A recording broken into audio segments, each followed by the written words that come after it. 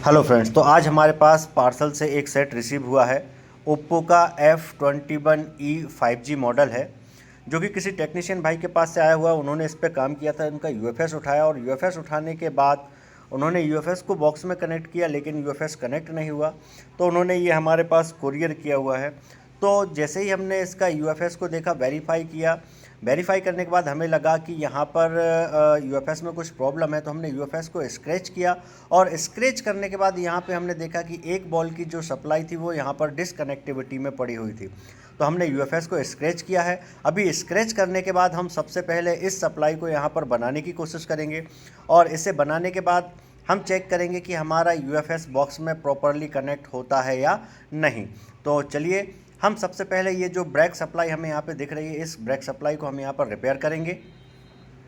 और इसे रिपेयर करने के लिए फ्रेंड्स, हमें आयरन का यूज़ नहीं करना होता। इसे हमें एसएमडी की मदद से ही इसको क्विकली हमें रिपेयर करना होता है, ताकि हमारा यूएफएस भी डैमेज ना हो और हमारा सप्लाई प्रॉपर रिपेयर हो जाए। तो जैसे कि आप देख पा रहे हैं, मैंने रिपेयर कर दिया है। अभी हम यूएफएस को रीबॉल करेंगे और रीबॉल करने के बाद हम इसे बॉक्स पर कनेक्ट करेंगे। तो F64 बॉक्स पर हमने कनेक्ट इसको किया है, लेकिन ये यूएफएस हमारा अभी भी कनेक्ट नहीं हो रहा है। तो चलिए, अब हम इसको JTAG से कनेक्ट करते हैं। तो जैसे कि आप देख पा रहे हैं, JTAG से हमारा ये प्रॉपरली कनेक्ट हो गया है। तो सबसे पहले हम इसका बैकअप यहाँ से रीड करेंगे और बैकअप रीड करने के बाद इसमें जो हमें बैड सेक्टर यहाँ पर देखने को मिले थे, हम बैड सेक्टर को भी फिक्स करेंगे।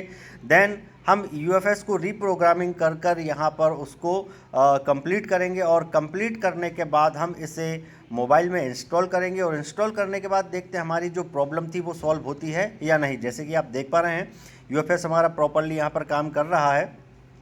अगर फ्रेंड्स आप eMMC यूएफएस की प्रोग्रामिंग सीखना चाहते हैं, चेंज पॉसिबिलिटियाँ क्या क्या होती हैं और क्या क्या हमें काम करना होता है, आप स्कीमेटिक का डीप नॉलेज चाहते हैं, फॉल्ट फाइंडिंग सीखना चाहते हैं, आप एक अच्छे लेवल पे हैंड स्किल सीखना चाहते हैं, तो ट्रेनिंग के लिए आप हमसे कांटेक्ट भी कर सकते हैं। तो चलिए, हमारा यूएफएस कंप्लीट हो गया है, जैसे कि आप देख पा रहे हैं। अब हम इसको मदरबोर्ड में इंस्टॉल करेंगे और देखते हैं हमारा सेट प्रॉपर आता है या नहीं।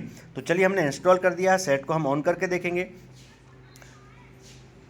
तो ऑन करने के बाद सेट को जैसे ही हमने इसको ऑन करेंगे, ऑन करने के बाद हमने देखा कि इसमें सिस्टम इमेज का एरर आ रहा था, जो कि हमारे बैड सेक्टर के कारण ये हो सकता है आ गया हो।